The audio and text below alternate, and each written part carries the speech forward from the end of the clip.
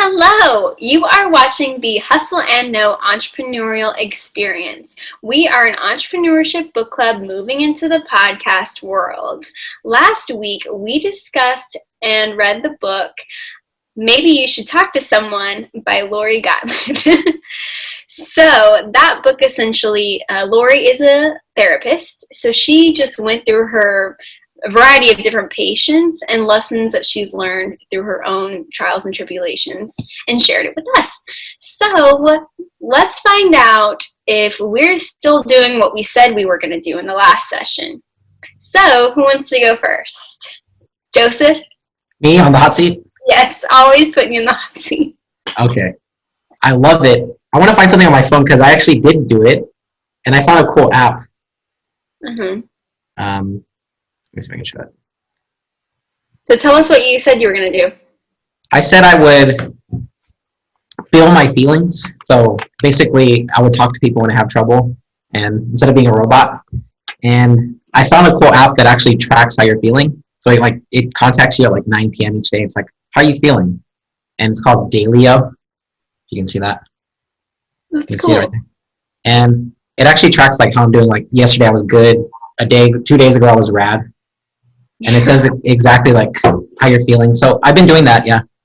And it does help because it's I'm realizing if you do that, then you don't get stuck in it. It doesn't just continue over and over. It's just you can move on and go on to the next thing. And other books we've talked about this too. When you're in a good mood, you see opportunities, you're more likely to take action on stuff. So it's been helping me a lot doing that. Awesome. I'm so happy that you've been doing that. Okay, Shawn? I think my deal was to find good in people, right? So even if I have a personality conflict, I need to find something just like she did to be able to connect. She had this superpower where people could be attempted murderers and she would, hang in there and find out what's good about them. She had John, who was in the book, who was quite the asshole. I don't know that I could have hung out with John for very long. And somehow she found the good. And I think that is a superpower. I think being able to set aside all of your surface level disagreements, even if someone is totally on the opposite spectrum politically or philosophically or in any other way, you should always let them be human and then try to find something to connect. I think that is the most important thing that I need to take away. And we don't have a lot of human contact these days. At least I don't. I work from home, so I'm having to do it over Zoom and some other things. But I think it is. I am starting to look for some sort of common level. Hey, how was your weekend? I mean, even if it's as small as that. Hey, aren't you enjoying the weather? Did you get out to the park today? Try to find something where you have a good conversation, a good experience with that person, so you don't feel like you're just two surfaces rubbing against each other. I mean, because that's not a way to go through life. Mm-hmm. That's very true. Yeah, because you can always feel the tension, especially if it's somebody that you work with, Personality conflicts, I mean, especially, it's just Mm-hmm. So that's very admirable, finding a common ground. That way, at least you're civil when you're working together. So nice. Good job, Shawn. A+. You, Julie.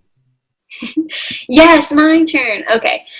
So what I said is that she had said this quote, what avoidance is a simple way of coping by not having to cope, basically. So whenever you're going through problems, you just kind of brush it up. You're not even going to deal with it.